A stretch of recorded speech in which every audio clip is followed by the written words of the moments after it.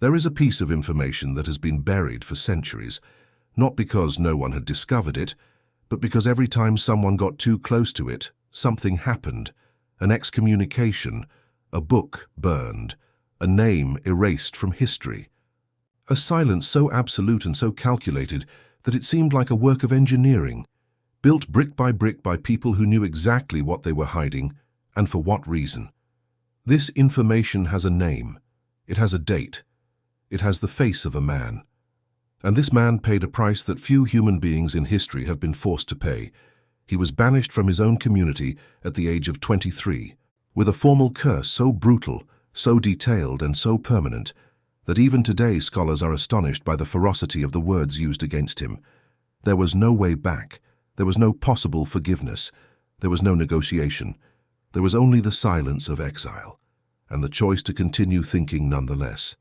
This man was Baruch de Spinoza, and what he discovered, or more precisely, what he had the courage to put into words, was something that the guardians of faith knew very well, something that could not be said aloud without devastating consequences for an entire power structure built over millennia.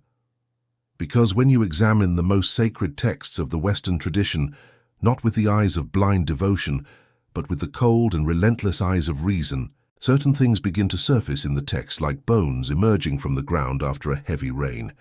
Contradictions that should not exist if the author were an infinite and perfect being.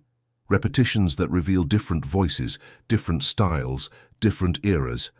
Anachronisms that place within a supposedly ancient text references to events, places, and political realities that only existed centuries after the events narrated. And most disturbingly of all, entire passages that describe the death and burial of Moses, written in the third person, with the distant naturalness of someone narrating the past, within a set of books that were supposedly written by Moses himself, with his own hand, during his own life. Tradition held that Moses received the Torah directly from God on Mount Sinai, word for word, letter for letter, every comma dictated by the very creator of the universe and faithfully transcribed by the one who had freed the people of Israel from Egyptian slavery. This was the official version, the version protected for millennia by the combined weight of religious law, rabbinical authority, social pressure and, when all else failed, open violence against anyone who dared to diverge. Spinoza read these texts. He read with an attention that bordered on obsession. He read in Hebrew in the original, without filters, without mediations, without the protective layer of reverence that embarrasses thought and turns reading into a hollow ritual. And what he found was not the perfect and timeless voice of an infinite being. What he found was something much more human, and for that reason, much more disturbing. He found the fingerprints of scribes, of priests, of political editors who worked over generations to shape these texts according to the needs of each era, each reign, each crisis of legitimacy that power faced.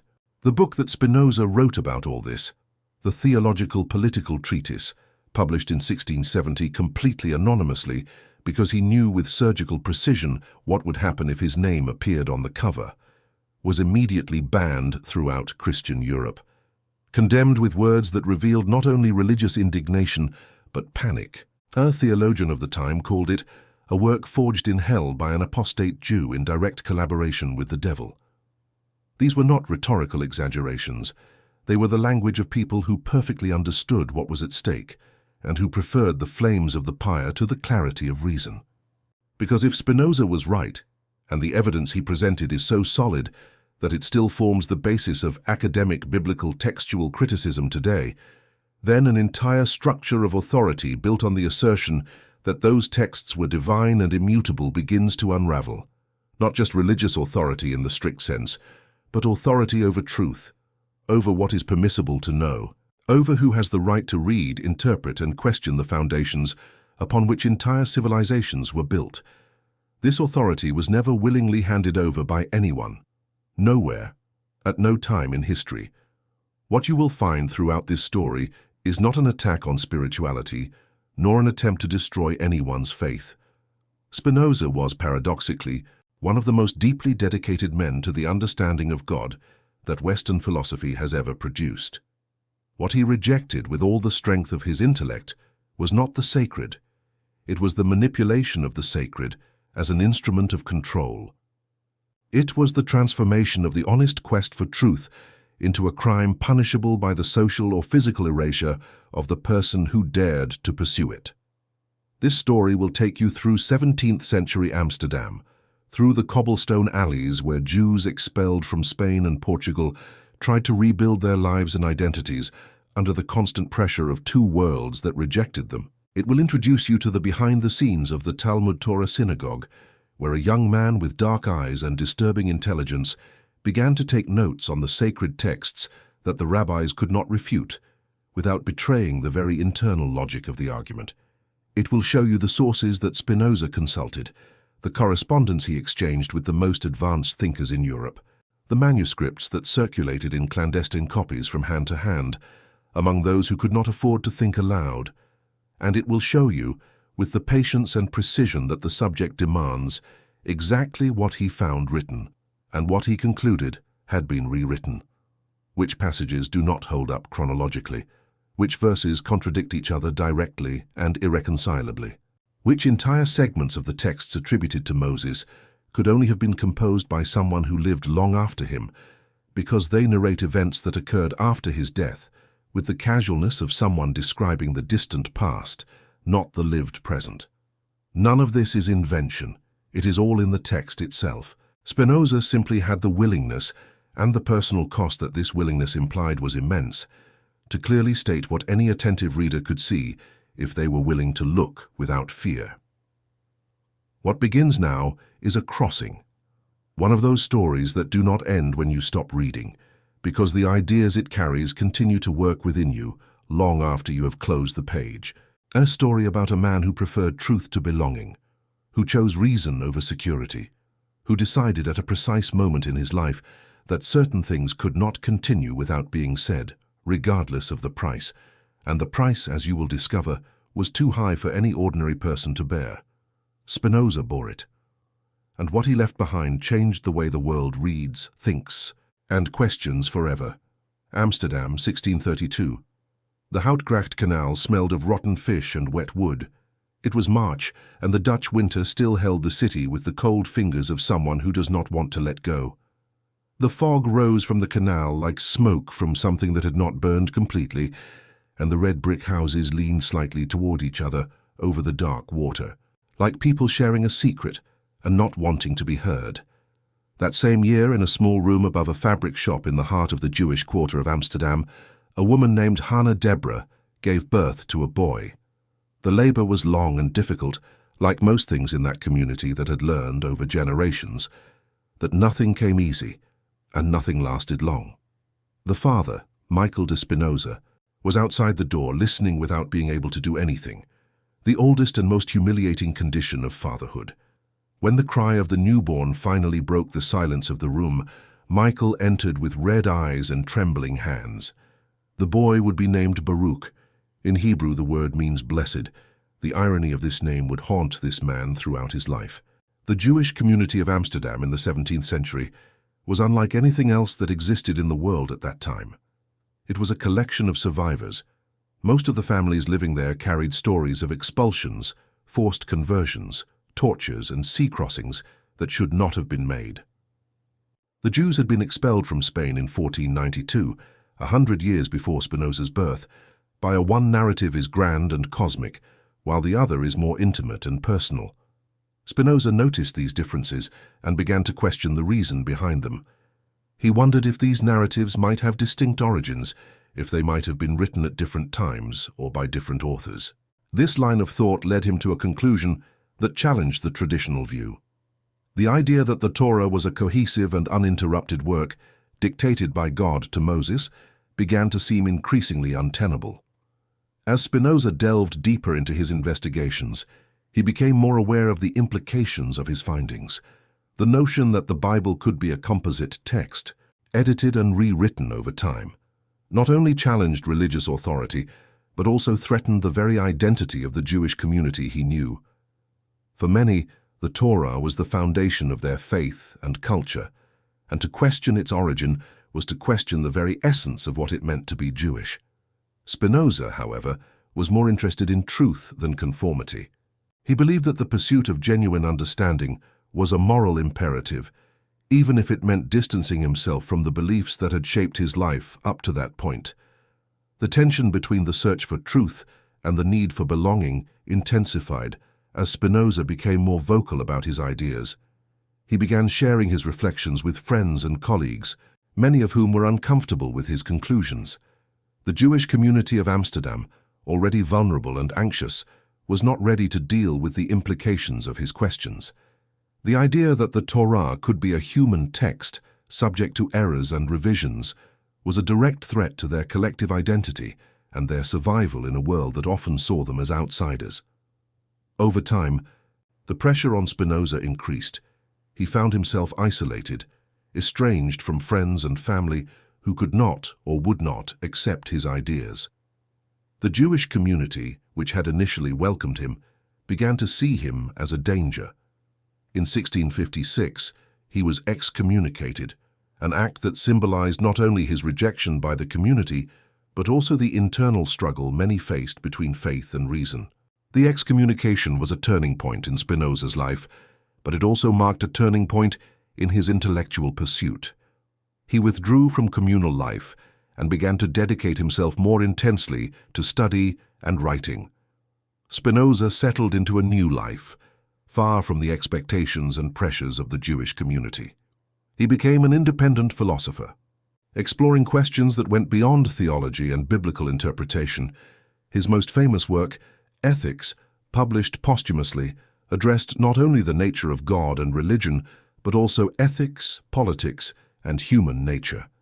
He argued that true freedom and happiness come from a rational understanding of the world and ourselves, not from blind adherence to dogma or tradition. Spinoza's influence extended far beyond his lifetime and his time. His ideas about the nature of sacred texts, the relationship between reason and faith, and the search for truth continue to resonate in philosophical and theological debates to this day.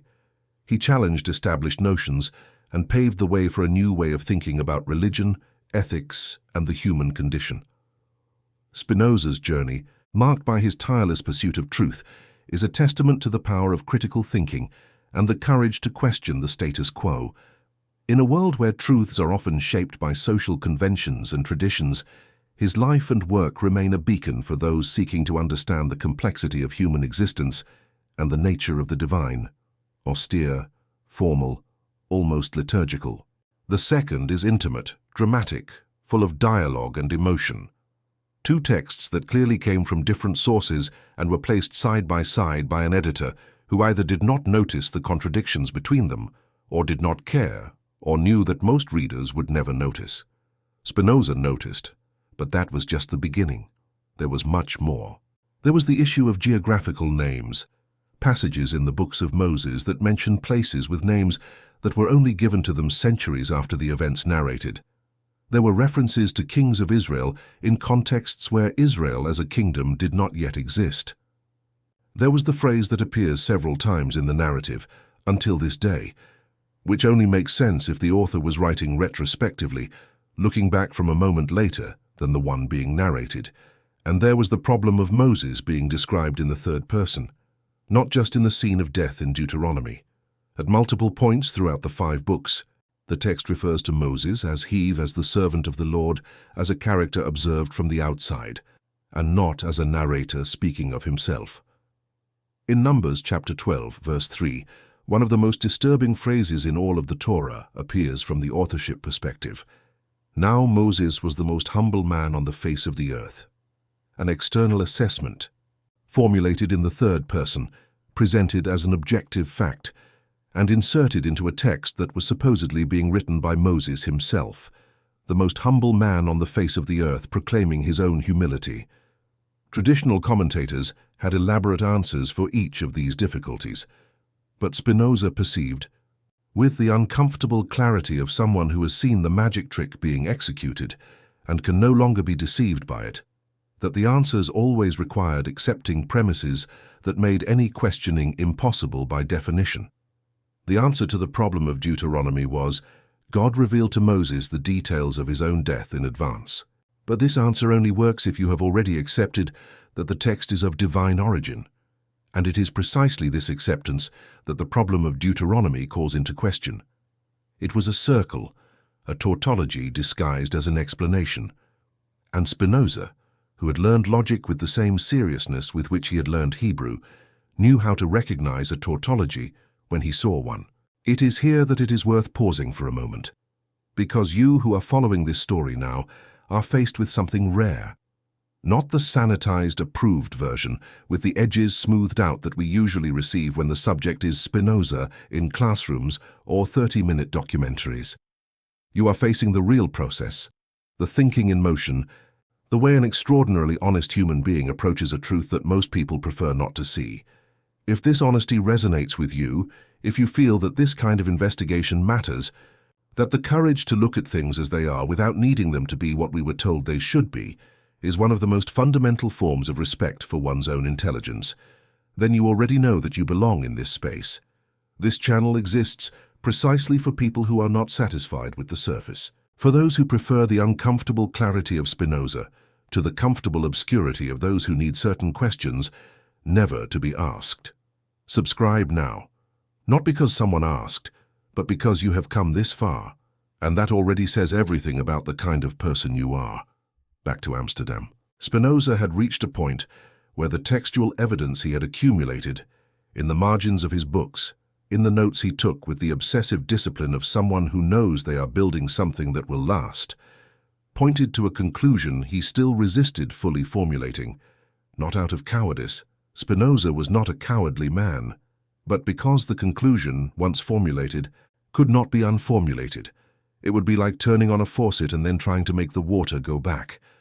The conclusion was this: the 5 books attributed to Moses were not written by Moses. They were written by multiple authors over a period of many centuries, edited and compiled at a time much later than the events they describe, with purposes that had as much to do with politics and legitimacy as with spirituality or revelation. This conclusion is now widely accepted in academia. Scholars of biblical criticism, both religious and secular, have been working for 2 centuries with what has come to be known as the documentary hypothesis, the theory that the Pentateuch, the 5 books of Moses, is a compilation of at least 4 distinct textual sources, identified by the initials J, E, D, and P, which were interwoven and edited to create the unified text we know. This theory has established names, rigorous methodologies, decades of accumulated research. But in the 17th century, this conclusion was not academic. It was heresy. It was the kind of thing that could make someone disappear. And Spinoza was arriving there alone, from the texts themselves, with nothing but his intelligence and his refusal to accept answers that did not answer anything. What happened next was not immediate. It was not a single conversation, a single denunciation, a single moment of rupture. It was a process, tense, gradual, inevitable, during which the community began to realize that this dark-eyed young man was not just intelligent. He was intelligent in a way that threatened everything the community had built with such cost and pain. And when a community of survivors feels that something threatens its survival, the response is rarely philosophical. The response is protection, and protection, when necessary, uses the tools it has available. The tools that the Jewish community of Amsterdam had available were limited but effective. They could not execute anyone, they could not imprison, but they could do something that, for a social human being, can be more painful than imprisonment. They could erase. They could decree that a person no longer existed for the purposes of the community, that their businesses would not be frequented, that their company would not be sought, that their name would not be spoken. It was the cherem, the Jewish excommunication, and it was approaching Spinoza with the inevitability of a storm that you see forming on the horizon hours before it arrives. But before the storm arrived, Spinoza still had time to read, to take notes, to think. And what he was thinking in those last months before the definitive rupture was about a man who had lived more than 2,000 years before him. A man who, according to the text that Spinoza had examined so carefully, had been constructed, at least in part, as a literary character, as much as a historical figure. A man whose name was invoked to give divine authority to laws, rituals, and political arrangements that had much less to do with Mount Sinai than with the specific needs of those who had written them. The name of that man was Moses, and the story that had been told about him, the story that Spinoza was now committed to deconstructing with all the intelligence and all the honesty he possessed, was much more complicated, much more human, and much more fascinating than any official version had ever been able to capture. There is a specific form of loneliness that belongs exclusively to those who have discovered something they cannot share. Not the common loneliness that comes from the absence of company, but the loneliness that arises from excess, from the excess of understanding in an environment that has neither the capacity nor the willingness to receive it. It is the loneliness of the doctor who knows the diagnosis but cannot tell the patient without destroying them, of the historian who found the documents that proved that the national hero was, in reality, something much less heroic, of the reader who reached the end of an irrefutable argument and realized that the refutation would destroy much more than the error it corrects. Spinoza lived in that loneliness. Not completely, it must be said. There were people around him who understood in varying degrees what was happening within that thought. There were friends from the informal study circle where Spinoza participated, men and women of heterodox backgrounds, many of them former New Christians who had brought back with them from Iberia not only the memory of Judaism, but also the contact, necessarily clandestine but real, with Renaissance humanism and with currents of thought that the orthodoxy of any religion would prefer did not circulate. There was the Franciscan doctor Juan de Prado, who shared with Spinoza certain doubts about the divine origin of the sacred texts and would pay for it with his own exclusion from the community. There were the liberal Christian scholars with whom Spinoza had begun to make contact as his philosophical interests took him beyond the limits of the Jewish neighborhood. But the central intellectual work, the work of examining texts, constructing arguments, and transforming disturbing intuitions into rigorous demonstrations, this work was solitary in the most fundamental way. It was done in a room, in silence, interrupted only by the sound of the pen on paper, by Spinoza's own breathing, and occasionally by the noise of the street below, the cries of fish vendors, the clatter of cartwheels on the stones, the distant call of someone crossing the water in a boat. What Spinoza was doing in those rooms was not just original. It was a synthesis, a gathering of threads that came from very different places, which others before him had pulled but had not dared to join. And to understand the scope of what he built, it is necessary to understand where these threads came from. The first thread came from within the Jewish tradition itself. Centuries before Spinoza, there were Jewish thinkers who had noticed the same textual irregularities that he was examining, and who had reached uncomfortable conclusions about them. The most famous of them was Abraham ibn Ezra, a Spanish scholar from the 12th century who left a series of enigmatic observations in his comments on the Pentateuch about passages he considered problematic from the perspective of Mosaic authorship. Ibn Ezra never explicitly formulated the conclusion to which his observations pointed. It would have been intellectual suicide to do so, but he left clues. He mentioned that certain passages were mysteries for the wise, and that the discerning reader would know what to do with them. It was a coded communication between intelligences across the centuries, the kind of message that is only received by those who are already in some way seeking it. Spinoza was exactly the kind of reader that Ibn Ezra had imagined. He deciphered the clues. He understood what the Spanish medievalist had seen and had not dared to say, and he took Ibn Ezra's observations as a starting point to go much further than any predecessor had gone. The second thread came completely from outside the Jewish tradition. It came from Renaissance humanist philology, the discipline that had developed in Italy in the 15th and 16th centuries, driven by the rediscovery of Greek and Latin texts, which had developed sophisticated methodologies for examining ancient texts and determining their authenticity, origin, and integrity. Italian humanists had already applied these methodologies to Christian texts with disturbing results. The most famous case was that of Lorenzo Valla, who in 1440 had irrefutably demonstrated, using linguistic analysis, that the donation of Constantine, the document that supposedly granted the Pope temporal authority over half of Europe, was a medieval forgery. Vala had been protected by the King of Naples, which likely saved his life.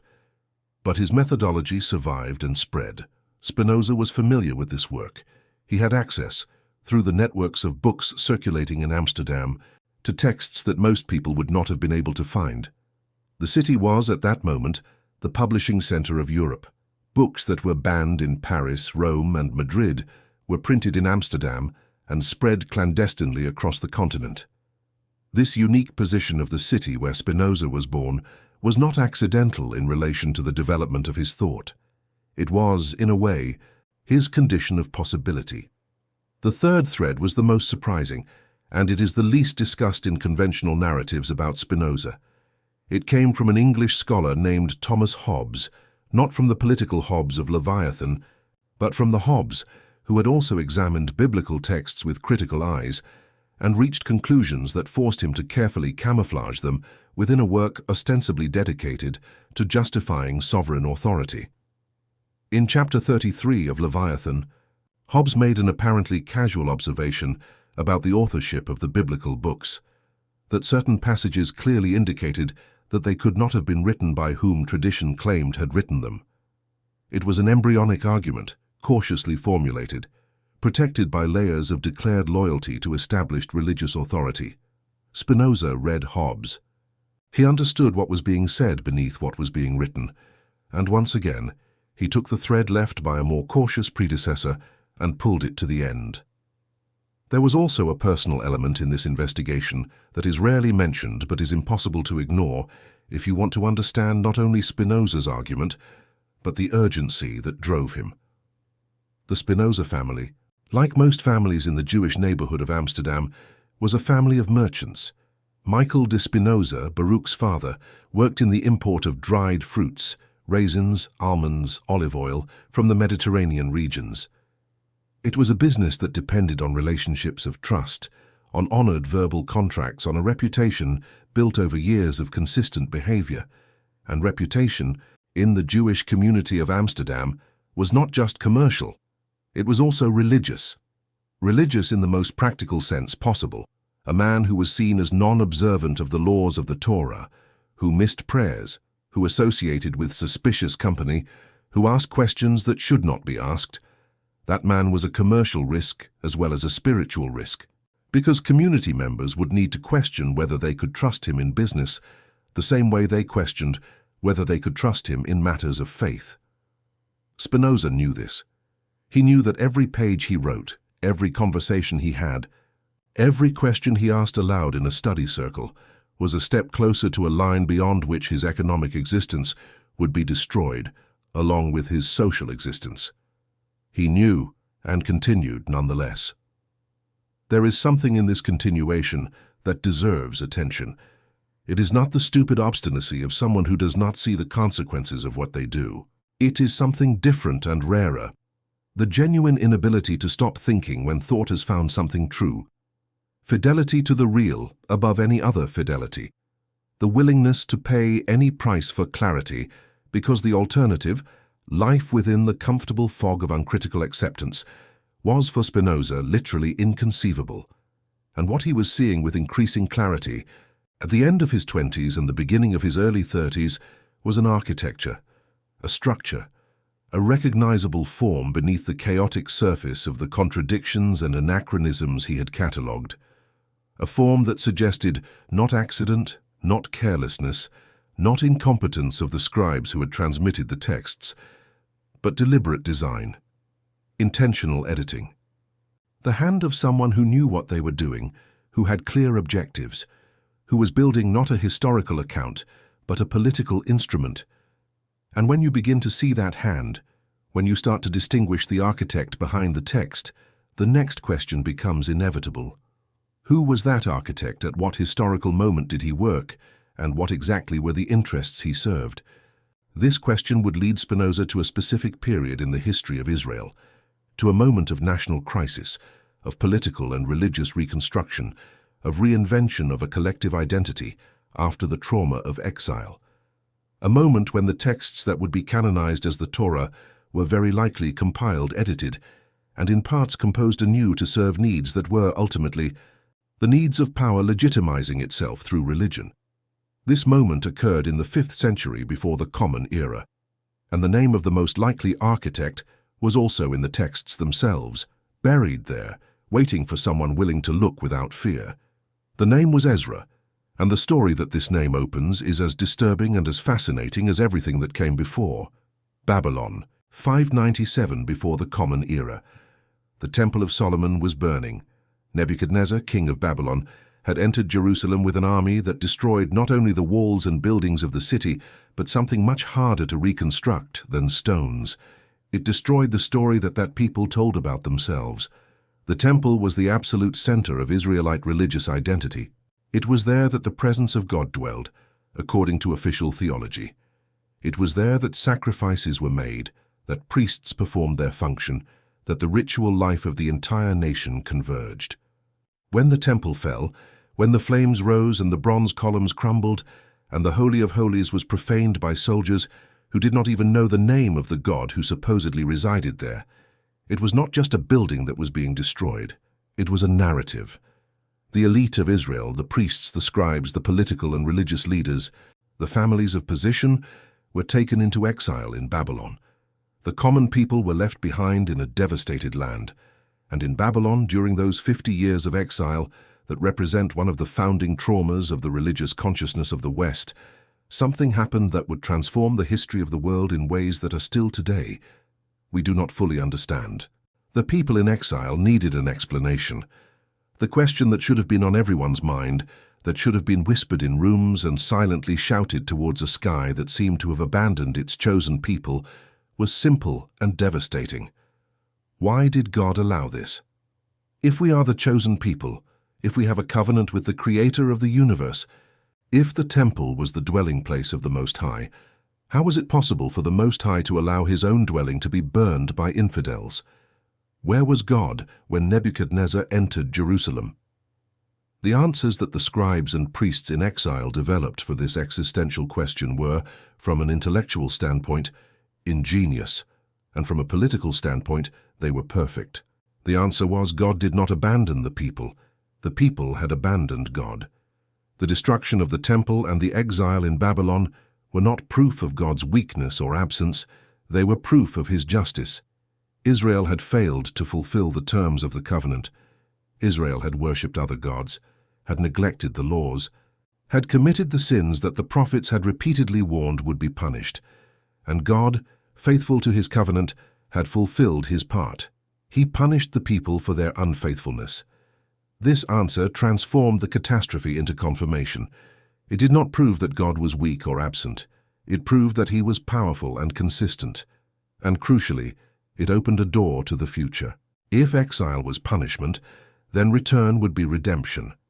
If the people returned to the laws, if they fulfilled the covenant with the rigor they had neglected, if they rebuilt their religious identity with the seriousness that the situation demanded, then the return to Jerusalem, the reconstruction of the temple, the restoration of the nation would be possible. But for this narrative to work, it needed to be documented, codified, transformed into text that could be read, transmitted, taught, and the texts that existed, the ancient stories, the laws, the accounts of the ancestors, needed to be organized, edited, and in parts rewritten to support the narrative that was being constructed. This is where the figure of Ezra comes in. Ezra was a priest and scribe who returned to Jerusalem from Babylon around 458 BCE, following the decree of the Persian king Cyrus that allowed the return of the exiles. The book of Ezra, which is part of the biblical canon, describes him as a scribe skilled in the law of Moses and tells how he gathered the people in the square before the water gate of Jerusalem and read the law to them for an entire day, from morning until noon, with the Levites around, explaining what was being read so that the people could understand. This scene is extraordinarily revealing. Spinoza examined it closely. Why did Ezra need to read the law to the people? Why did the Levites need to explain what was being read? If the Torah was the law of a people, if it had been the foundation of their religious and national identity for centuries, why were there people who did not know it or did not understand it without mediation? The simplest answer, and the one most consistent with everything we know about the period of exile, is that the text Ezra read that day in the square of Jerusalem was not exactly the same text that had existed before the exile. It was a compilation, an addition, possibly in parts a new composition, a text that had been worked on during the years of exile in Babylon by scribes and priests who had very clear objectives about the type of religious and national identity they wanted to establish in post-exilic Israel. The people needed the Levites to explain because they were hearing, in some cases, something partially new, presented as if it were something old. Spinoza was not the first to realize this. Ibn Ezra had left his enigmatic clues pointing in that direction, but Spinoza was the first to state it clearly, without circumlocutions, without the protection of deliberate enigma, without trying to disguise the conclusion with the language of devotion that contradicts it. In the theological political treatise, he wrote, in Latin for the educated European audience that was his intended reader, that the 5 books of the Pentateuch were most likely compiled, and in parts written by Ezra or by someone from the post-exilic period, using older materials, but organizing those materials according to needs that were contemporary to the compiler, not to the period being described. This had implications that went far beyond the technical question of authorship. If the Torah was compiled and partially written in the post-exilic period, then the laws it contains, the ordinances, the rituals, the structures of authority it prescribes, reflect the needs and interests of the priests and scribes of the 5th century BCE.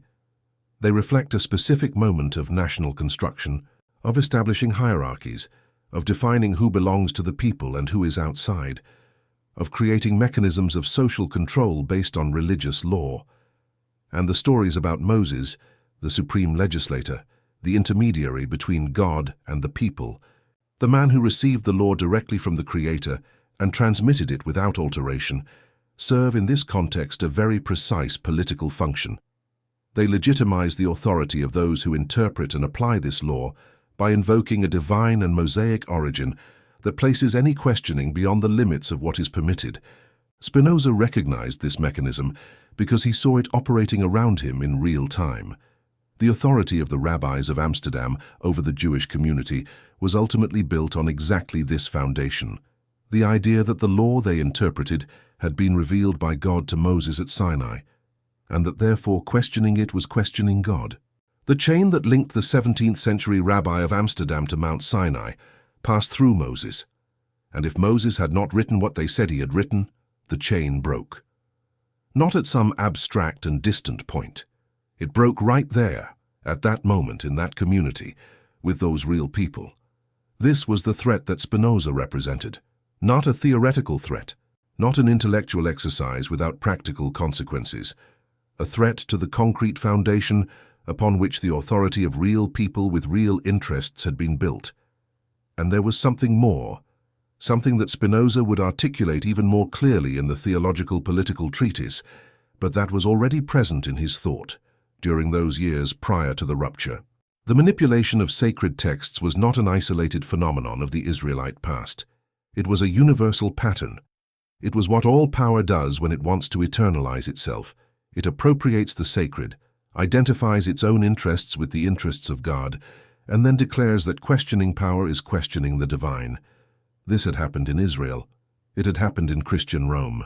It was happening, Spinoza could see, in the Europe of his own time. In the religious wars that had bloodied the continent for decades, in the executions of heretics, in the inquisitions that operated with the certainty of those who believe they have the mandate of the Creator himself to eliminate human error. The investigation into Moses was therefore not just textual archaeology. It was political diagnosis. It was the identification of a mechanism of domination that traversed the centuries with the same basic structure, only swapping the names of the characters and the details of the invoked texts. And the remedy that Spinoza proposed, the only remedy he saw as genuinely effective, was reason. Not reason as an instrument of an agenda, not reason as a disguise for another type of authority, but reason applied consistently and courageously to everything that presents itself as truth, including, especially, the texts that power declares untouchable. This was the message that was being constructed in the quiet rooms of Amsterdam, amidst the fog of the canals and the smell of wet wood, a message that would change the world, and that would cost its author everything he had. July 27, 1656. It was hot that summer in Amsterdam, the kind of humid heat that the city was not used to, rising from the canals and making the air heavy and hard to breathe. The streets of the Jewish neighborhood smelled stronger than usual. The markets that occupied the squares near the Talmud Torah synagogue were full, noisy, alive with the activity of a community that had built, brick by brick, a functional and relatively prosperous life in the heart of a Protestant city. Inside the synagogue, the atmosphere was different. The Parnassim, the elected leaders of the community, had gathered that morning to make a decision that none of them took lightly. They had discussed, weighed, considered. They had tried, according to some records, to approach the young man who was the object of the deliberation. They had sent messages. They had offered, it seems, money, an annual pension in exchange for public silence, in of the maintenance of an appearance of conformity that would require neither belief nor acting as if one did not believe. It was a pragmatic agreement, the kind of solution that practical men find when facing problems that theory does not resolve. Spinoza had refused, and now the synagogue was gathered. The text of the Cherem that was read that day is one of the most extraordinary documents in European intellectual history, not for its originality, but for its intensity. It begins with a sentence that sets the tone. The gentlemen of the Muhammad, the leadership council, make it known that they have long been aware of the abominable heresies and monstrous acts of Baruch de Spinoza. The word chosen for heresies in Hebrew is apikorosim, Epicurean, libertine, one who denies divine providence. The word for monstrous acts is even stronger in the original. It suggests not only error, but moral monstrosity, something that has surpassed the limits of what can be tolerated by civilization. The text continues with an intensity that escalates. After having been informed of the horrible things he practices and teaches, and having tried to correct him by various means and promises, and having failed to bring him to better behavior, having, on the contrary, obtained day by day more information about the abominable heresies he practiced and taught. Note the structure. The leaders had tried to correct him.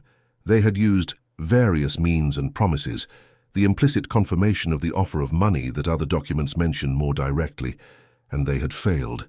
The young man had preferred heresy to accommodation. The curse that follows is formulated in terms that combine Jewish tradition with a ferocity that goes beyond protocol. Spinoza is cursed by day and by night, cursed upon lying down and upon rising, cursed upon going out and upon entering. The wrath of God and the fury of angels are invoked against him. It is ordered that no one speak to him, that no one write to him, that no one do him any favor, that no one read anything he has written, that no one remain within 4 cubits of his presence. 4 cubits is approximately 2 meters. The community was decreeing, in a codified manner in ritual language, that Spinoza was to become physically invisible, that the space he occupied would no longer be shareable with any member of the community who wished to remain part of it. Baruch was 23 years old. What is surprising, and says something fundamental about the character of this man, is what did not happen after the Cherem. There was no collapse. There was no suicide.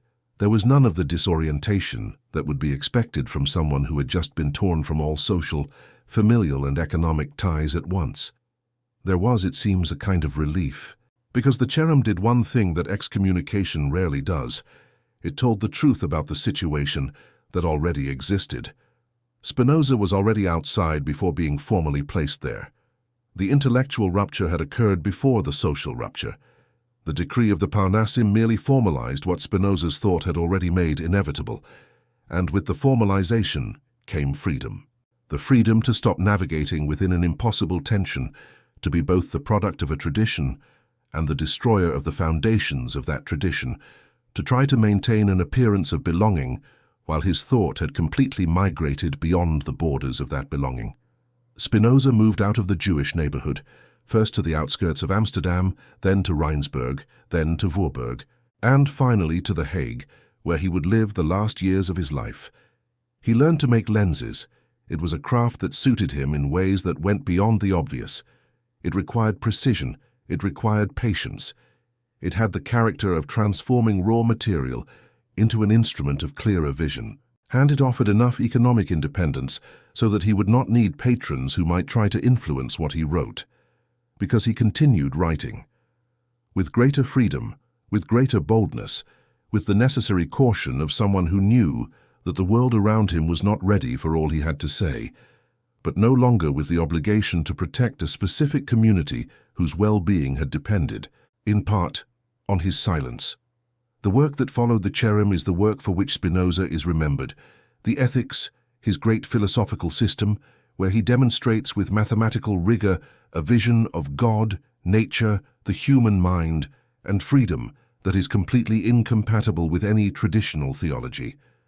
The theological political treatise, the investigation of biblical texts that had begun in his formative years in the synagogue, and that could now be formulated with the clarity he had always wanted to use, but had not been able to.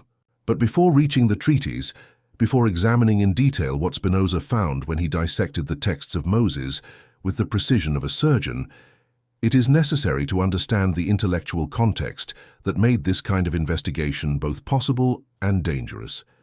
It is necessary to understand what it meant in the 17th century to question the divine origin of sacred texts. What the real cost was, not just socially, of that question. The cost was the foundation of the entire legal and political edifice of Europe, because the law, not just religious law but civil law, the law of kings and nations, had been built over more than 1,000 years on the assumption that there was a divine order that preceded and legitimized it. Kings governed because God had anointed them, or because the order they maintained was a reflection of the divine order inscribed in the scriptures. The obedience that subjects owed to their rulers was reinforced by the sacred text. The social hierarchy that separated nobles from commoners, clergy from laity, men from women, was presented as a reflection of a hierarchy inscribed in the very order of creation. If the texts that describe this creation and this order had been written by men with political agendas, if Moses was not the author of the Torah but rather Ezra or a collective of scribes from the post-exilic period, then the foundation upon which this entire structure had been built was not divine, it was human. It was contingent, it was mutable, and what is mutable can be changed. This was Spinoza's true threat, not the abstract theological threat of denying Moses' authority. The concrete political threat of showing that all authority that invokes God for legitimacy is built on foundations that human beings, at some point, invented, and that can therefore be revised, questioned, or rejected. It was 1656. Europe was still assimilating the trauma of the wars of religion. England had executed its own king a few years earlier. The foundations of the medieval world were crumbling under the pressure of forces that no authority could fully control anymore. And in a room in Amsterdam, a 23-year-old excommunicated young man was writing the sentences that would make more explicit and irrefutable what these forces were doing to the architecture of the ancient world. He polished lenses to survive, and in the intervals between one lens and another, he reconstructed the world from reason. There is a special category of courage that does not belong to the battlefields or the public squares where speeches are made before crowds.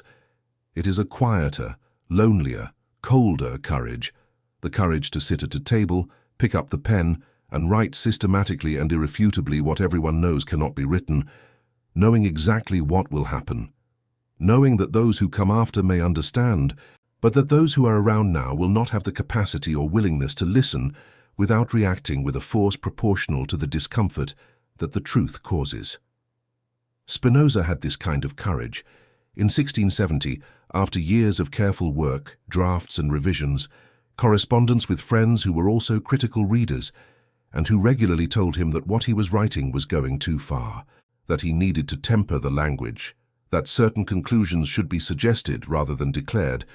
After all this, Spinoza decided to publish. The theological political treatise was released without the author's name on the cover.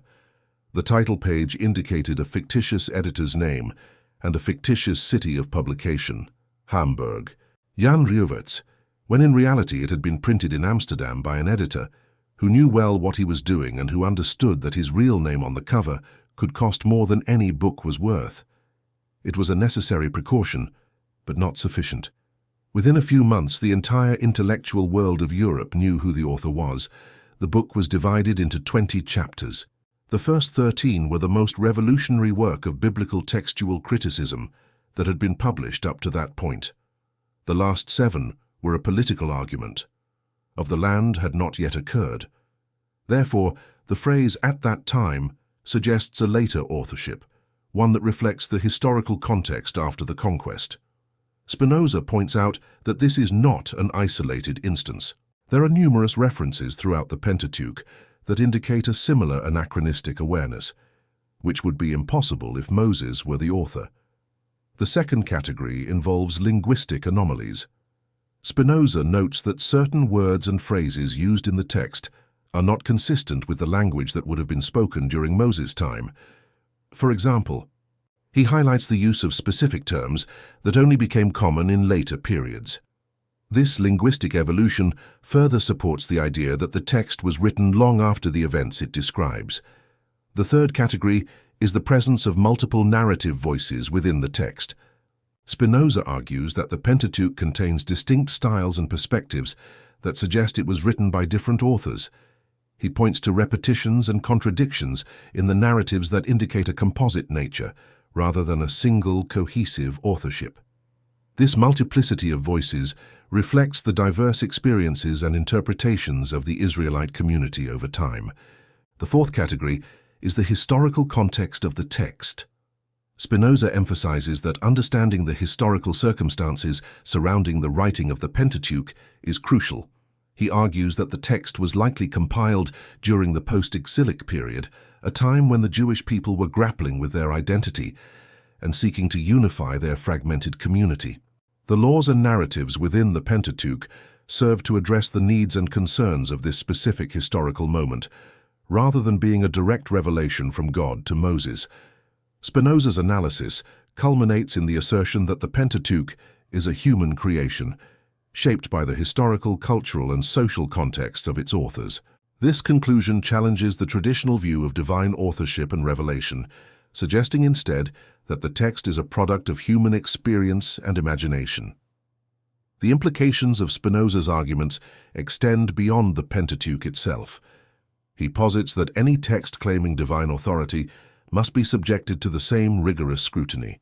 This perspective threatens the foundations of religious authority and challenges the legitimacy of any claims to divine revelation that seek to justify human power. In doing so, Spinoza not only critiques the biblical texts, but also opens the door to a broader examination of the relationship between religion and politics. As Spinoza's ideas spread, they ignited fierce debates and controversies. His insistence on the need for a rational approach to religious texts resonated with some, while others viewed it as a direct threat to the established order. The tension between reason and faith, between human understanding and divine authority, became a central theme in the intellectual landscape of the time. In the years following the publication of the Tractatus, Spinoza's work continued to influence a diverse array of thinkers. His ideas laid the groundwork for the Enlightenment, inspiring philosophers, theologians, and political theorists to reconsider the nature of authority, knowledge, and belief.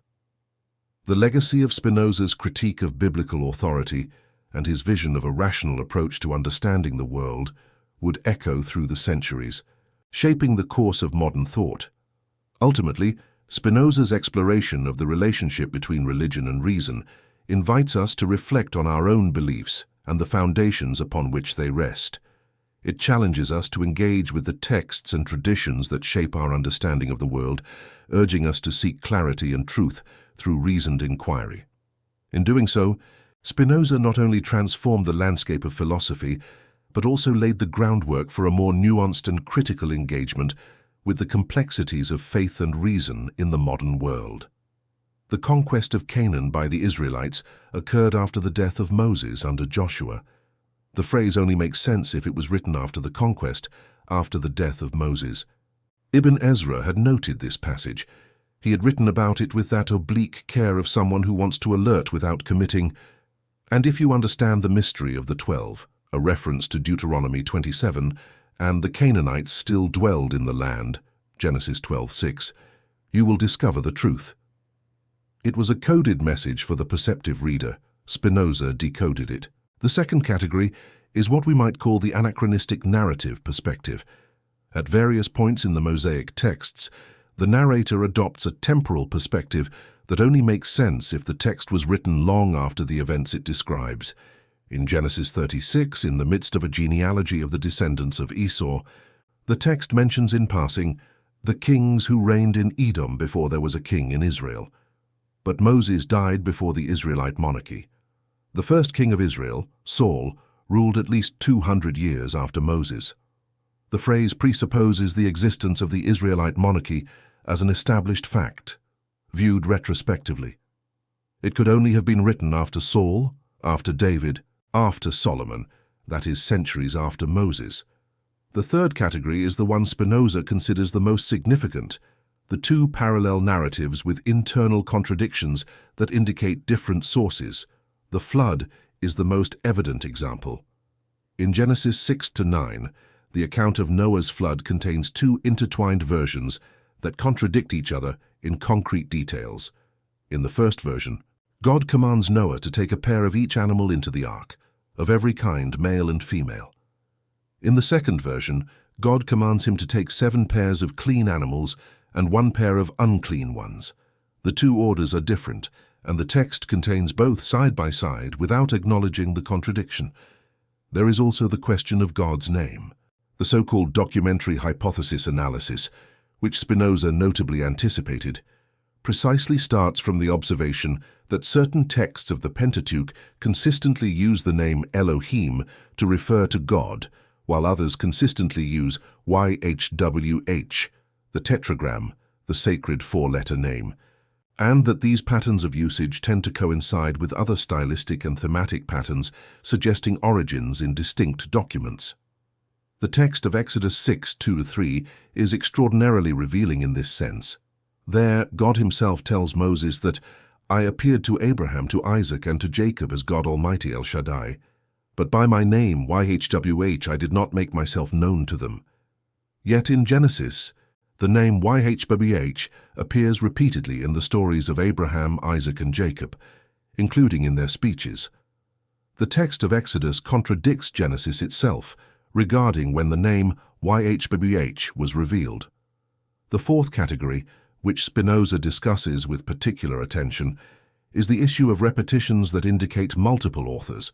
The 10 Commandments appear twice in the Pentateuch, in Exodus 20 and in Deuteronomy 5. The two versions are similar but not identical. The fourth commandment, regarding the Sabbath, has different justifications in the two versions. In Exodus, the rest on the 7th day is linked to God's rest in creation. In Deuteronomy, it is linked to the memory of the Exodus from Egypt. These are two distinct theologies of the same commandment, placed in the most sacred texts of Judaism, without either being presented as a revision or replacement of the other. And there is the question that Spinoza considers the clearest of all, the death of Moses. Deuteronomy, the 5th book of the Pentateuch, supposedly written or dictated by Moses, ends in chapter 34 with a detailed narrative of Moses' death. Moses died there in the land of Moab, according to the word of the Lord, and he buried him in the valley in the land of Moab, opposite Beth Peor, and to this day no one knows where his grave is. This entire passage is in the third person. It describes the death, the burial, the 30-day mourning period. And it concludes with a retrospective assessment of Moses' greatness. There has not arisen a prophet in Israel like Moses, whom the Lord knew face to face. That there has not arisen is the key. It is a historical judgment formulated from a perspective that presupposes a long history of Israelite prophets after Moses. It assumes that there was enough time to evaluate and compare. It is not a prophecy about the future. It is an assessment of the past, made by someone looking back, someone who was not Moses. In light of this evidence, theologians who wanted to preserve Mosaic authorship needed answers, and they produced them. The most common was that of retroactive prophecy. God had revealed to Moses as prophecy the details of his own death and the world that would come afterward. Another answer was that of Joshua. The last passages of Deuteronomy were added by Joshua after Moses' death.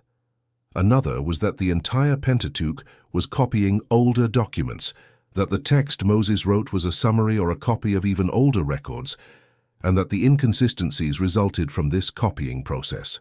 Spinoza responds to each of these alternatives. The retroactive prophecy answer is circular. It presupposes exactly what is in dispute.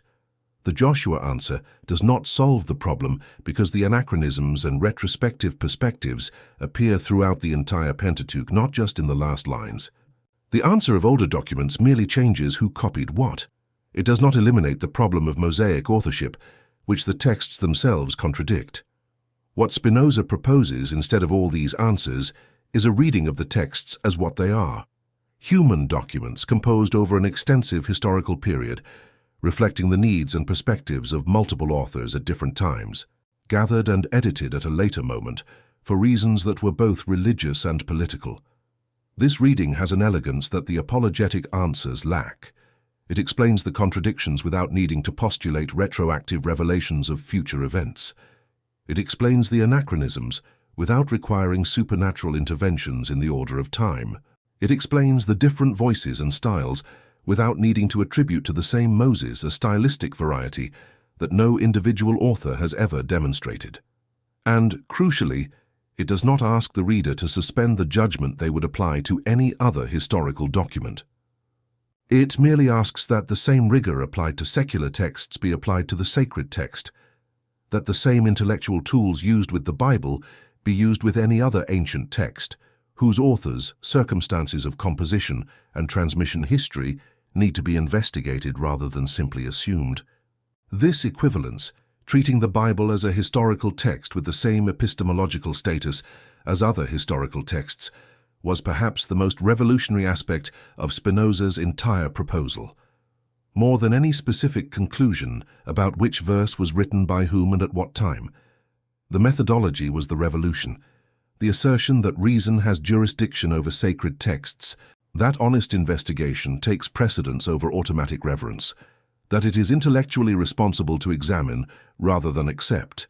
This was the message that the institutions of the 17th century recognized as existentially threatening. And they recognized it correctly, because once you accept that reason has jurisdiction over sacred texts, there is no longer any reason to limit that jurisdiction to any specific domain.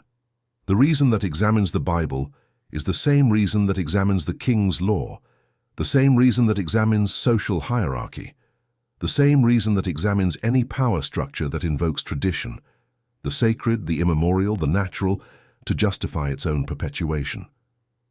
Spinoza had opened a door, and on the other side of that door was the modern world, still under construction, still full of contradictions and violence, but irreversibly different from the world that had existed before a young man with dark eyes sat in a room in Amsterdam and decided that the seams in the sacred texts needed to be examined in the light of day.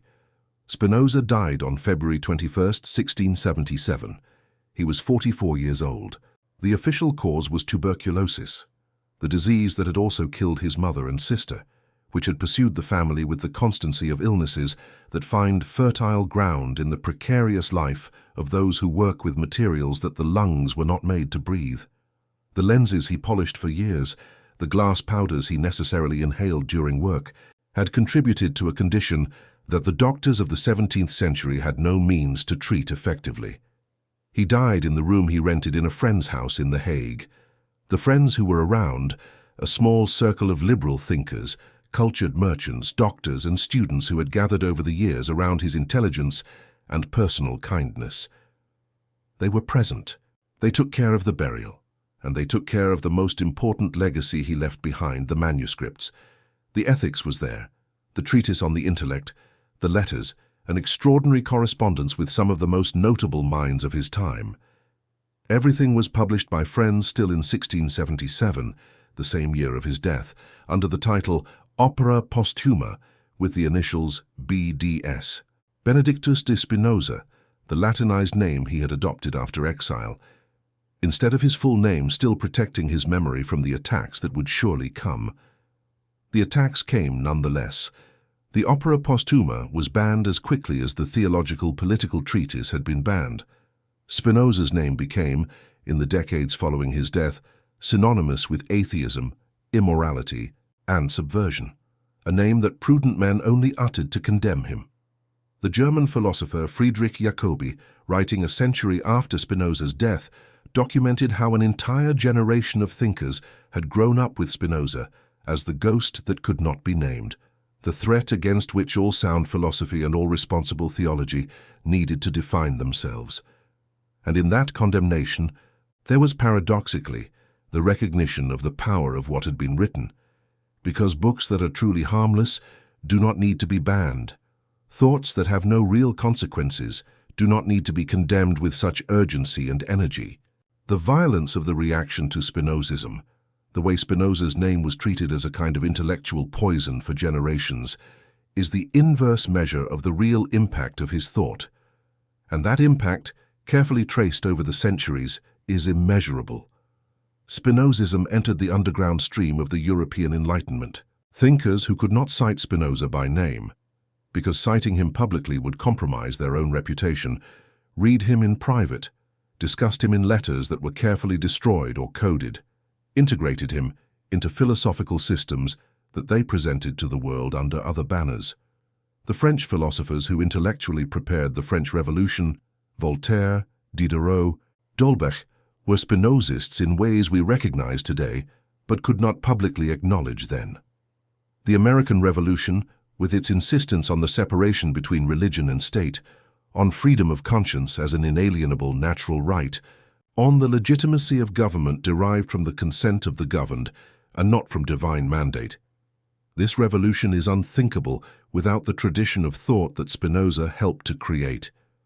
Thomas Jefferson, who was a clearly naturalistic deist, who possessed a version of the Bible that he had literally cut and pasted back together, removing all miracles and keeping only the moral and philosophical content, Jefferson had read Spinoza, directly or indirectly, and academic biblical criticism, the discipline that today works in universities around the world with sacred texts using the same methods that Spinoza proposed in the 17th century, is explicitly descended from the work of the theological political treatise, the documentary hypothesis, developed by Wilhelm de Wette and Julius Wellhausen in the 19th century, which identifies the four textual sources of the Pentateuch, J, E, D, and P, and describes the editorial process by which they were combined, is the systematically developed and methodologically refined development of the intuitions that Spinoza had formulated 200 years earlier.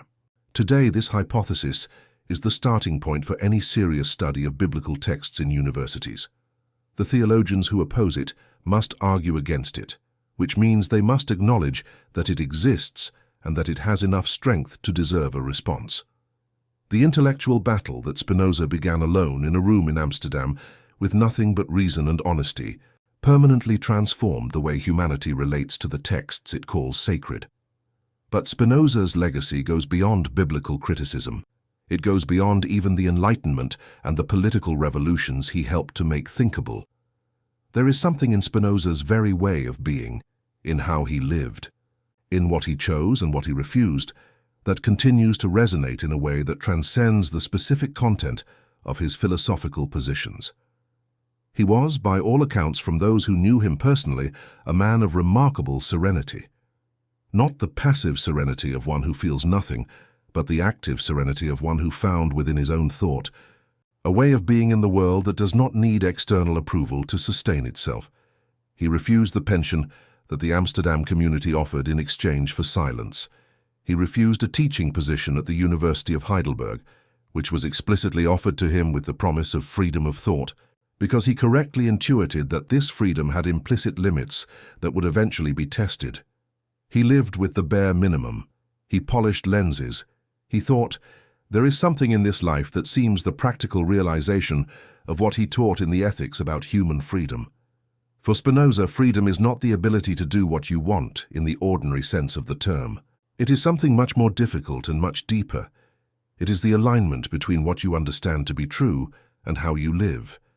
It is the absence of the kind of servitude that comes from acting out of fear, ambition, or the need for approval, and the presence of the kind of integrity that comes from acting from a clear understanding of who you are and what you believe. Spinoza lived this, and this coherence between what he taught and how he lived is part of what makes his figure so powerful. so uncomfortable, and so necessary. Because we live in a world that still struggles with the questions he raised. We live in a world where texts are invoked as sacred to legitimize power, where history is rewritten by those with a vested interest in having certain versions of the past accepted as divine truth, where authority still frequently resorts to the supernatural to defend what it cannot defend by reason. Spinoza did not resolve these questions. No philosopher resolves questions. Great philosophers formulate them with a clarity that makes it impossible to ignore them. And the question that Spinoza formulated, who wrote the texts we call sacred, for what purposes, in favor of what interests, and why do we accept as divine what can be demonstrated as human?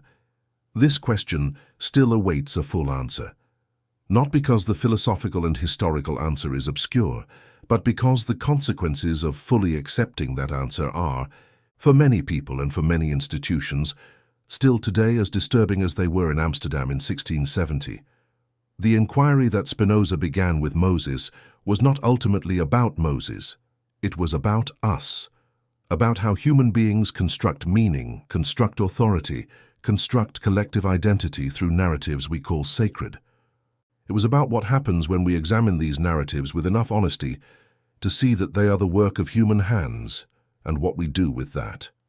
Whether the humanity of the texts makes them less valuable, or whether, on the contrary, recognizing them as human is the only way to inherit from them what truly matters, not the authority of a distant heaven, but the wisdom gained by beings who lived, suffered, feared, hoped, and tried, with the limited tools they had, to understand what is true and what is good. Spinoza died poor. He died excommunicated. He died with his name associated in the imagination of the time with the devil and the subversion of everything that was sacred. And he died having written books that shaped the world we live in. That made possible the kind of intellectual freedom that allows you now to read about him without fear. That contributed to the construction of societies where reason has, at least in principle, the right to examine anything, including the foundations upon which power was built. There is a deep irony in this. The community that expelled him tried to erase his name, and the name of Spinoza survived all the intellectual universe that tried to erase it. The rabbis who pronounced the cherem in 1656 are known today, when they are known, precisely because they pronounced the curse against Spinoza. He outlived them. He survived the ban on his books. He survived the condemnation of theologians. He survived the strategic silence of philosophers who read him and could not acknowledge him. He survived because true ideas have a specific form of persistence that does not depend on the approval of the powerful. They penetrate the fabric of thought of a generation, pass to the next transformed but recognizable, emerge in unexpected places with new languages and new contexts, but with the same fundamental structure, the insistence that reason is universal jurisdiction, that the sacred is not above honest examination, that the freedom to think is the condition of all other freedom. 3.5 centuries after the cherem of Amsterdam, the Portuguese synagogue in the city, the same tradition that expelled Spinoza, will stage debates on whether it is possible to retrospectively lift the excommunication. The debates reveal something significant.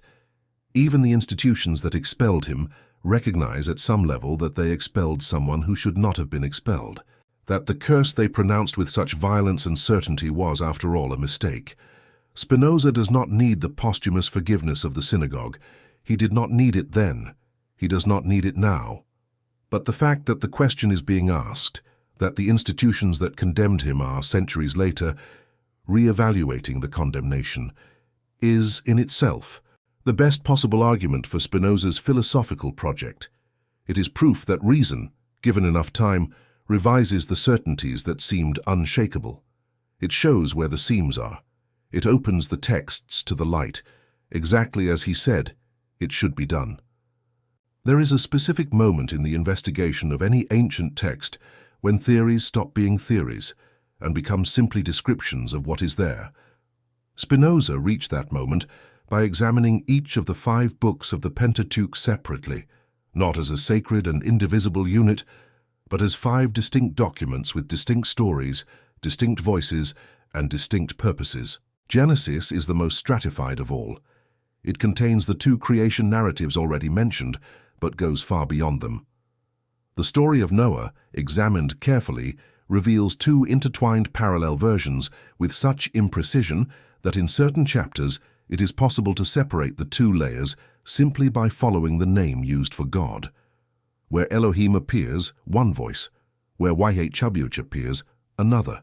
The two voices have slightly different theologies, different vocabularies, different ritual concerns. They were written at different times by different people who had access to different traditions about the same founding events. The compiler, who brought these voices together into a single text, did not attempt to harmonize them.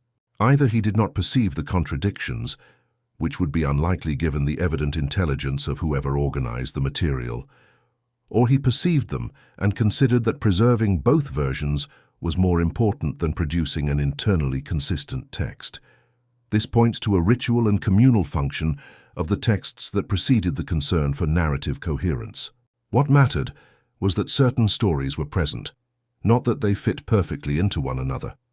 Exodus is the book where the figure of Moses emerges with the greatest narrative strength, and it is also the book where the contradictions about him are most disturbing. The Moses of Exodus is a complex, contradictory character, human in a way that tradition rarely acknowledges. He argues with God. He resists the call. He errs. He kills an Egyptian with his own hands at the beginning of the account. He is described as having difficulties with speech, a surprising detail for one who should be the greatest prophet in history. But there is something more important than any specific narrative detail. It is the legal structure of Exodus that reveals the hand of the post-exilic editor with greater clarity. The Code of Laws from chapters 21 to 23, the so-called Covenant Code, contains regulations that presuppose a sedentary and agricultural society, with properties, contracts, established temples. It is not the legislation of a nomadic people in the desert. It is the legislation of a community that has already settled in a land, that already has functioning institutions, that needs regulation for complex civil life. Someone transposed into the context of Sinai legislation that actually reflected life in Canaan, centuries later. Leviticus is the most revealing of all from a political point of view. It is entirely dedicated to priestly law. Rituals of sacrifice, purity, atonement, liturgical festivals, the organization of the Levitical priesthood, the fees and tithes owed to the priests. It is, in modern terms, an operations manual for a religious institution, and it consistently benefits a specific group, the priests descended from Aaron and the tribe of Levi. Spinoza observed this accurately. Leviticus is not just religious law, it is a document of institutional power, the codification with divine authority of the privileges and prerogatives of a specific priestly class. When you read Leviticus asking not what it says about God, but whom it materially benefits what it commands, the text completely changes nature. It becomes transparent. It shows the concrete interests behind the language of the sacred. Numbers are perhaps the book where the layers of composition are most evident. The text alternates without warning between historical narrative, detailed genealogical lists, legal regulations, accounts of rebellions, poetic episodes. The impression it produces is that of an archive, a collection of materials that were preserved because they had value for some specific purpose, but that were not integrated into a coherent narrative. The compiler kept everything, and the result is a book that seems exactly what it probably is, the product of various distinct collections brought together without the heterogeneity of the material being considered a problem to be solved. And Deuteronomy is where Spinoza's argument finds its most complete and irrefutable expression. The fifth book is stylistically and theologically different from the previous four in ways that any attentive reader perceives. It uses a distinct vocabulary. It has an hortatory, almost preachy tone. Moses speaks to the people in long speeches that have the cadence of sermons, not of historical narrative. The theology of Deuteronomy is more centralized, more insistent on the uniqueness of the place of worship, more concerned with the threat of idolatry than the previous books. These traits perfectly align with the context of the reign of Josiah, king of Judah in the 7th century before the Common Era. The Book of Kings reports that during Josiah's religious reforms, a book of the law was found in the Temple of Jerusalem, a suspiciously convenient find that legitimized exactly the reforms that Josiah was implementing: the centralization of worship in Jerusalem, the elimination of local shrines, the purification of Israelite religion from the influences that had contaminated it. Many scholars, both before and after Spinoza, identified this book of the law with a primitive version of Deuteronomy, or more directly, as a composition from the period of Josiah that was presented as a discovery to give it the authority of antiquity. It is no coincidence, it is standard. And it is exactly this pattern, that of texts produced in specific historical contexts to serve specific purposes, cloaked in the authority of a fabricated antiquity, that Spinoza identified and described with a clarity that academia would take 2 centuries to formally recognize as correct.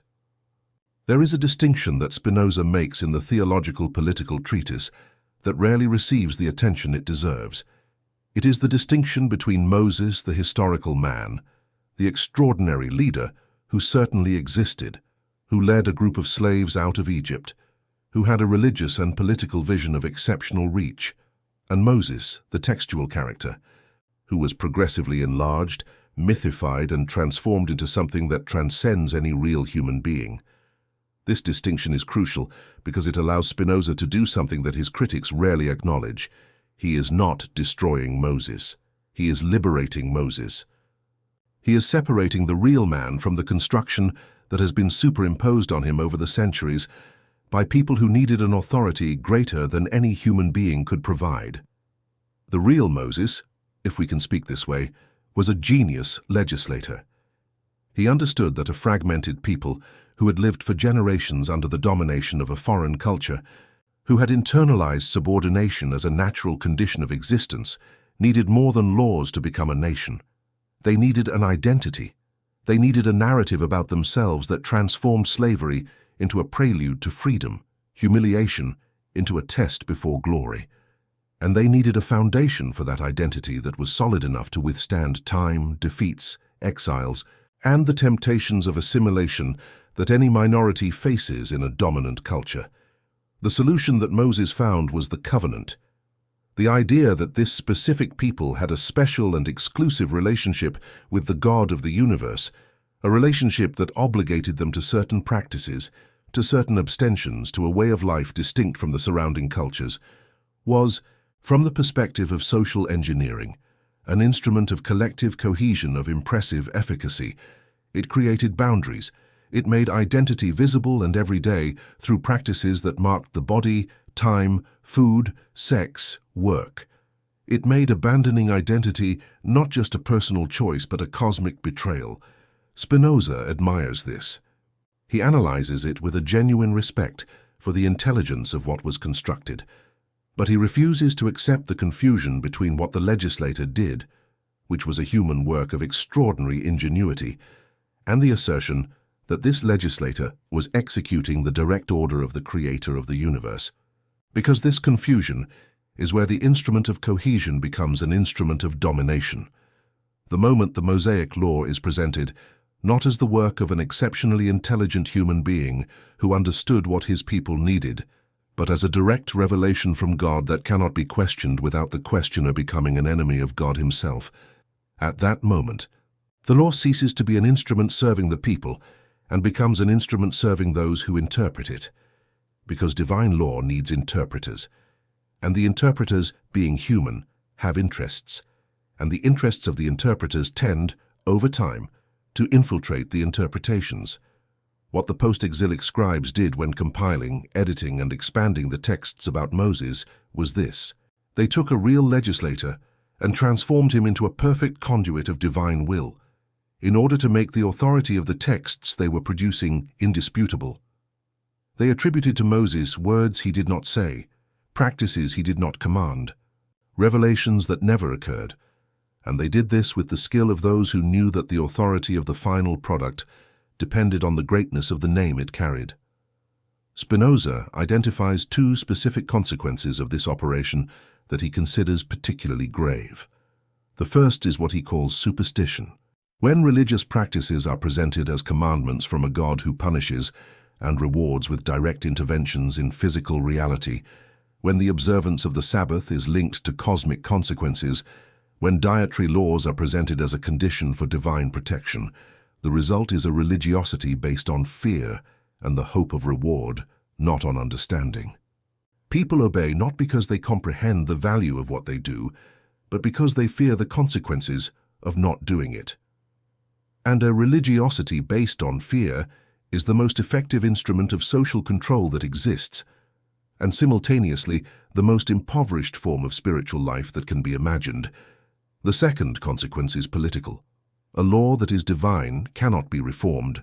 A law that came down from Sinai cannot be revised by Parliament, cannot be questioned by philosophers, cannot be modified by a generation facing circumstances that previous generations could not foresee. This means that the political and social arrangements that were codified in these texts, the priestly hierarchy, the distributions of property, gender roles, the categories of purity and impurity that separate human groups, remain frozen in eternity by a vote of divinity that places them beyond the reach of reason. Moses, the man, would have understood the need for reform. Any intelligent legislator understands that laws need to evolve with circumstances. But Moses, the divine character, became the permanent obstacle to that evolution, invoked by all those who had an interest in keeping certain things unchanged as an unassailable justification for resistance to change. Spinoza wanted to free Moses from this prison, to return him to humanity, to recognize him for what he truly was, something much more admirable than a divine puppet, without the need to cloak his greatness with a supernatural age that did not belong to him. No one in his time was willing to hear this. The following generations, with more distance and more courage, began to listen. 1670 was not just any year to publish a book questioning the foundations of religious authority. Europe had emerged, just 2 decades earlier, from one of the most violent periods in its history. The religious wars that devastated the continent between 1618 and 1648, which killed a proportion of the German population that would only be matched by future conflicts, which turned entire villages into cemeteries and prosperous cities into ruins. The Peace of Westphalia in 1648 had formally put an end to hostilities, but it had not resolved the question that had produced them: how to coexist in a Europe that had become permanently religiously plural, where Protestants and Catholics needed to share geographical and political space without destroying each other. The answer that Westphalia provided was pragmatic but unstable. Each prince chose the religion of his territory, and the others accepted it. It was a territorial solution to a theological problem, and like any territorial solution to a theological problem, it created refugees. People living in a territory whose prince had chosen the wrong religion needed to move or convert. Individual conscience had no place in this equation. Spinoza proposed another solution, the only solution that, from the standpoint of reason, resolves the problem instead of merely managing it. The solution was simple and radical: completely separate the sphere of faith from the sphere of civil law. The state has no interest in what people believe. It is only interested in them behaving in a way compatible with collective life in peace. Faith is an internal, private matter, inaccessible to the state and irrelevant to citizenship. What the state can and should regulate is external action, not internal belief. This seems obvious now. In the 17th century, it was subversive to the point of being almost incomprehensible to most of Spinoza's contemporaries, because the premise upon which all European politics had been built was exactly the opposite: that the state has a deep and legitimate interest in the beliefs of its citizens, because religious unity is a condition of political cohesion, because a people that believes differently cannot act in a coordinated manner, because the authority of the ruler depends at some level on the governed's belief that there is a divine order legitimizing that authority. For Spinoza, this entire structure was not only intellectually unsustainable, but practically disastrous. It had produced wars, it had produced inquisitions, it had produced the kind of fanaticism that justifies any cruelty in the name of doctrinal purity. And it had produced this precisely because it mixed two things that need to be separated: the individual spiritual quest, which is by nature intimate and incommunicable, and the collective management of life in society, which requires only agreement on rules of behavior, not on metaphysical truths. The investigation into Moses and the authorship of the biblical texts was therefore not an antiquarian exercise. It was part of an urgent political argument.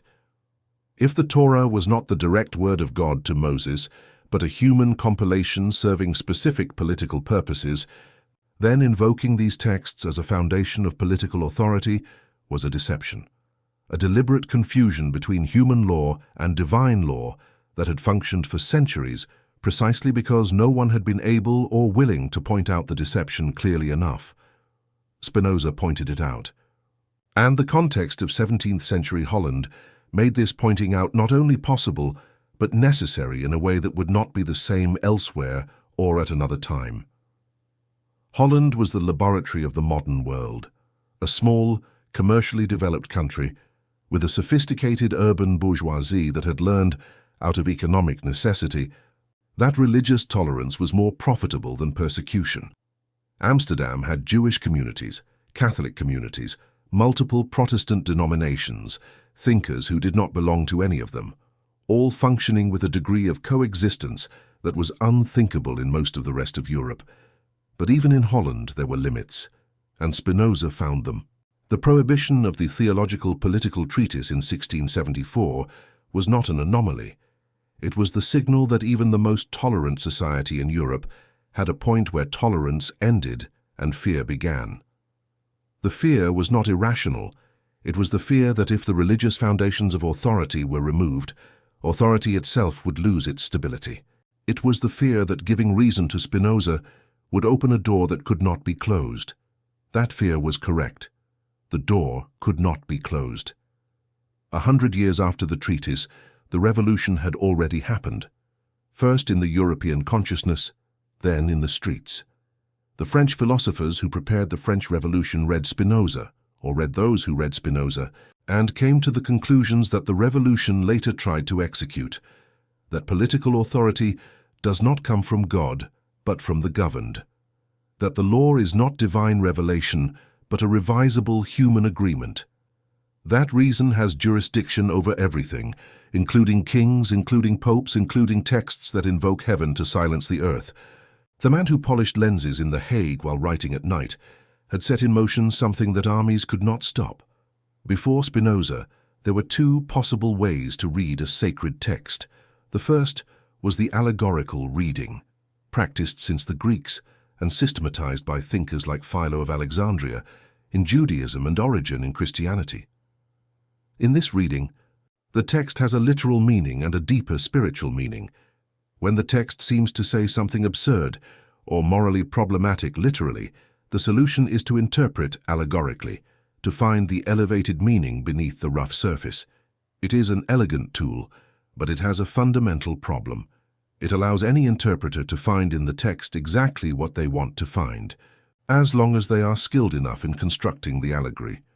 The second was the literal orthodox reading, which asserted that the text says what it says, that each word carries the weight of divine authority, that where the text seems contradictory, it is the reader who is wrong, not the text. It is a position that has the advantage of clarity and the disadvantage of making intellectual discourse. Impossible any honest confrontation with the problems that the text presents. Spinoza proposed a third way, a way that was neither the elegant evasion of allegory nor the intellectual surrender of literalism. It was rigorous historical investigation. The method he articulated in the theological political treatise can be summarized in a few principles that, formulated so clearly for the first time in Western intellectual history, sounded like a revolution. The first principle is that the nature of the Bible must be inferred solely from the Bible. It seems obvious, but it was not. The dominant practice was to bring a series of prior theological premises to the reading of the text, inerrancy, coherence, divine origin, and interpret each passage in light of those premises. Any contradiction was apparent, not real. Any obscurity was intentional mystery, not a failure of the author. Spinoza says, "Let the text speak. Let contradictions exist. Let obscurities remain obscure where they are obscure. Do not bring to the text the conclusion you want to draw from it. The second principle is that the meaning of any passage must be determined by the historical context of its composition. A law from Leviticus that prescribes death for certain conduct can only be adequately understood if we know who wrote it, for which community, under what historical circumstances, and for what purposes. To tear the law from its context and apply it as a universal and timeless norm is an act of hermeneutic violence. It is deliberately ignoring everything that would make the law intelligible to replace intelligibility with an obedience that does not comprehend what it obeys. The third principle is that the morality contained in sacred texts is separable from the historical narrative and the supernatural framing. Spinoza believes that biblical texts contain genuine moral wisdom, teachings about justice, mercy, love for one's neighbor, fairness, that have value regardless of any claim about their divine origin. This wisdom can and should be preserved, taught, lived, but it does not need the support of belief in miracles, Mosaic authorship, or textual inerrancy to have value. It has value because it is true, not because it is divine. This third principle is particularly important because it responds to the accusation that is always made against Spinoza, that by demystifying sacred texts, he would be destroying the foundation of morality. Spinoza responds that exactly the opposite is true. When morality depends on belief in miracles and supernatural revelations, it is built on foundations that rational examination can shake. When it is founded on reason, on the understanding of why it is good to treat others justly, of why violence destroys the community that practices it as much as the victim who suffers, it is unshakable because it stands on its own, independent of any particular religious belief. This method, examining texts as historical documents, separating morality from the supernatural, not bringing to the reading the conclusions one wants to draw, is today the standard method in academia. Any serious university course in biblical studies operates within the methodological horizon that Spinoza defined. But there is something in the method that goes beyond academia. There is a profound educational dimension, a proposal about how human beings should relate to any text that claims authority over them. Spinoza is ultimately teaching a way of reading that is also a way of living, a way that does not accept the authority of the text as a substitute for understanding the text. That insists on asking where it came from, who wrote it, why it was written, to whom it serves, before deciding what to do with what is written. That refuses the suspension of judgment that all authority demands as a condition of obedience. It is a way of reading that makes any power based on the opacity of its foundations dangerous, and it is at the same time a way of reading that opens texts in a way that uncritical reverence never can.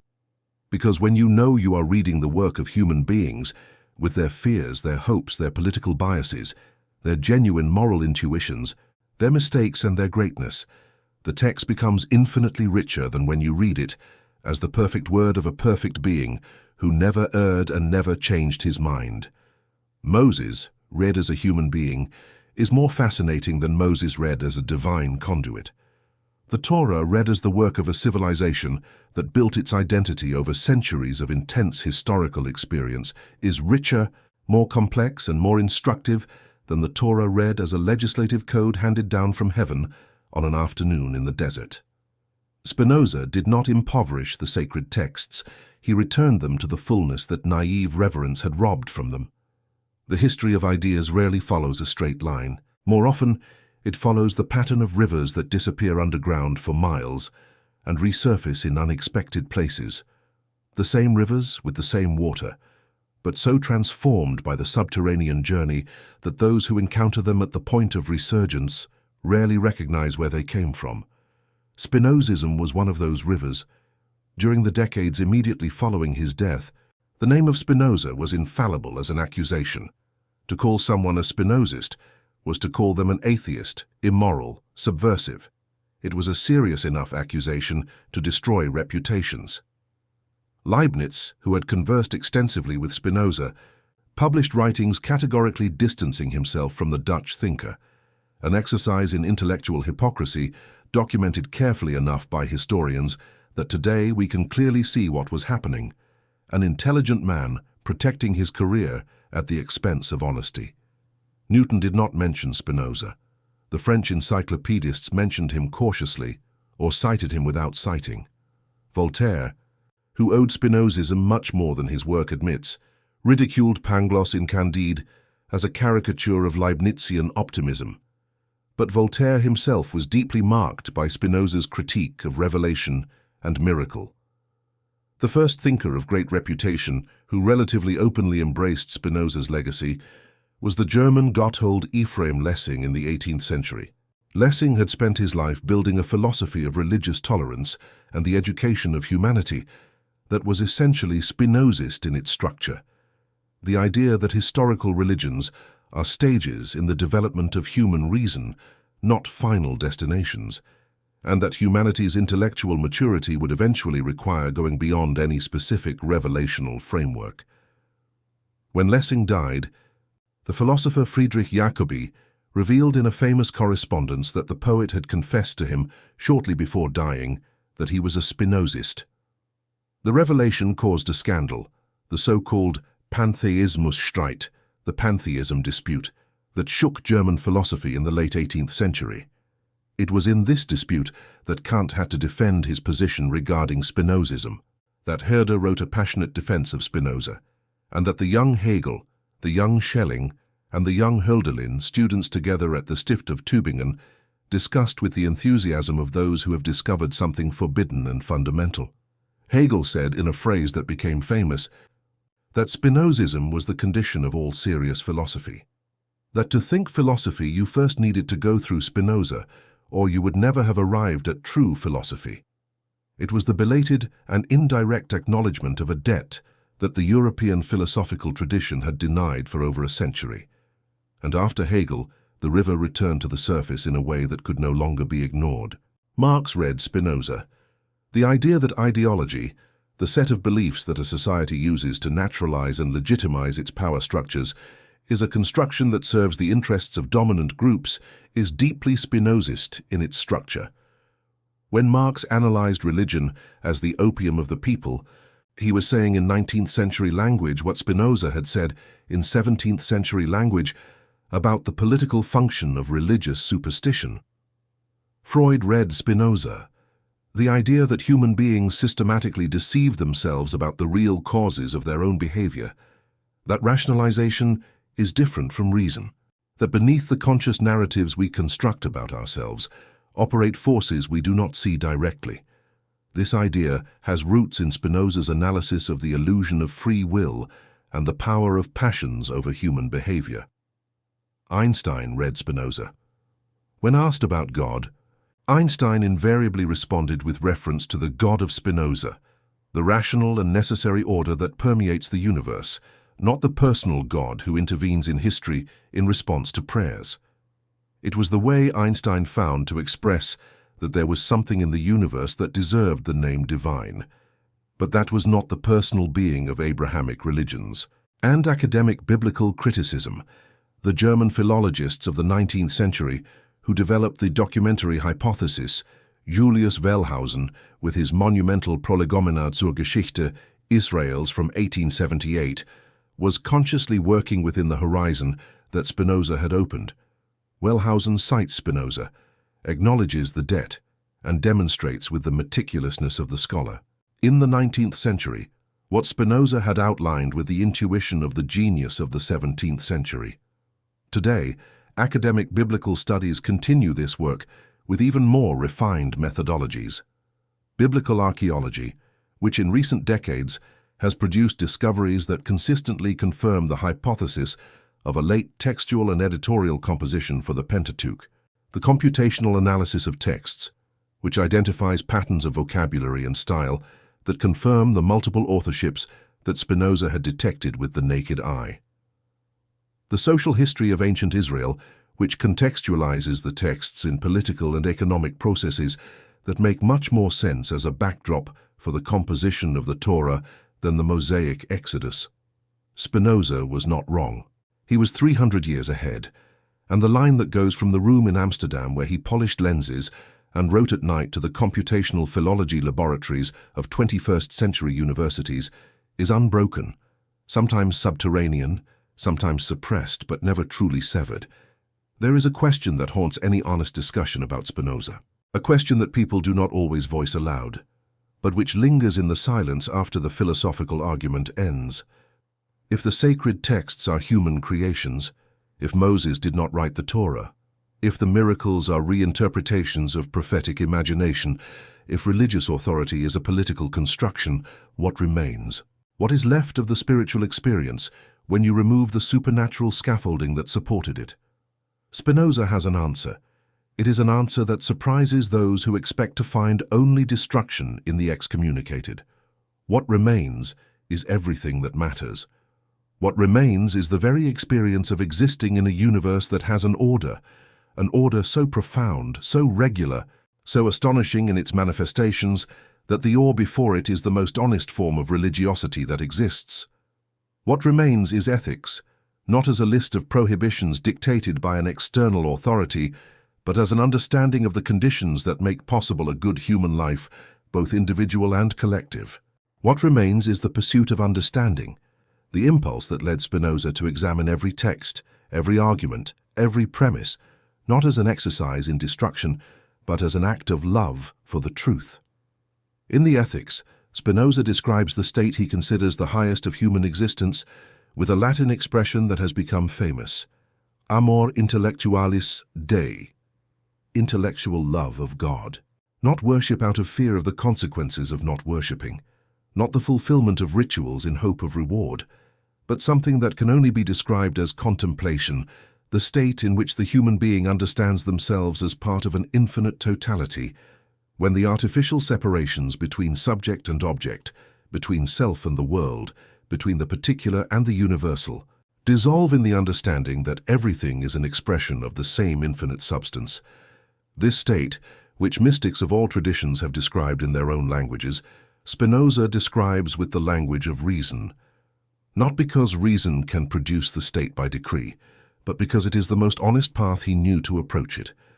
And here lies the deepest irony of Spinoza's life. The man who was excommunicated for destroying God spent his entire life in search of God, not the God of rituals and rewards, not the God who intervenes in history to favor chosen peoples, not the God who dictates laws to legislators atop mountains, but something much greater, much harder to comprehend, much more resistant to the simplifications that religious power prefers, the fullness of being that the entire universe expresses. Moses, within this view, ceases to be the problem and becomes the proof. Because if Moses was a human being, and all the textual evidence that Spinoza gathered points in that direction, then what he constructed has a greatness that the supernatural account cannot capture. He built with the tools of intelligence, political vision, and a deep understanding of what a people needs to survive and thrive. He constructed an identity that has traversed centuries, exiles, persecutions. He built a system of laws and practices that kept a community cohesive through conditions that should have destroyed any collective identity. If God dictated all this to him at Sinai, the merit is God's. If it was a human work, the merit is human. And human merit, for Spinoza, is infinitely more admirable. This is the final turn, the most surprising. By removing the divine from the texts, Spinoza did not empty the human experience of meaning. He filled it with a different kind of meaning, heavier, more responsible, more mature. The meaning that comes from recognizing that it is us, human beings, who construct the laws that govern us, that we write the stories that teach us, that we invent the rituals that bind us, and that therefore we are responsible for these laws, these stories, these rituals, in a way that supernatural revelation would never force us to be. When God dictates the law, humans obey. When humans write the law, humans are responsible. And this responsibility is the foundation of any genuine ethics. The only ethics that cannot be suspended by a new revelation, by a new prophet, by a new decree from someone who claims to have heard the voice of heaven more clearly than others. Spinoza was excommunicated for saying this. The world we live in was built, in part, on this. And the question he left open about what we do with the freedom that the end of supernatural authority creates, about how we build ethics and community, without the scaffolding of the imposed sacred? This question has not yet been fully answered. Perhaps it is the question of our time.